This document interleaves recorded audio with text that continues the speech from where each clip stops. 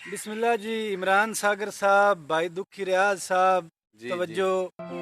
मैं इखलास दी साफ जी नगरी विच डिठा एक मासूम परिंदा। ओदे नाल सवाल जवाब होए कर छड़िया उस शर्मिंदा। ओ शाद रवे, आबाद रवे, शाला बख्त ओवस्ता बिंदा। ए साजिद रब साईं जानदा है किवें है मस्कीन ओ जिंदा। वाह जी वाह, किवें है मस्कीन ओ जिंदा। जी इकबाल साजिद साहब, इमरान सागर साहब। भाई हा जोबन साथे चार दिहाड़े, कई सज्जन बनाए तिन के दसी। पाबंदियां टप के मिलदे हासे, ओ वक्त भी आए तिन के दसीए। अच्छा ते इंज वक्त दे यार दुपार भी वेखन। इकबाल साजिद साहब जी जी। इंज वक्त दे यार दुपार भी वेखन। अच्छा खुद पैर न पाए तैन के दसीए।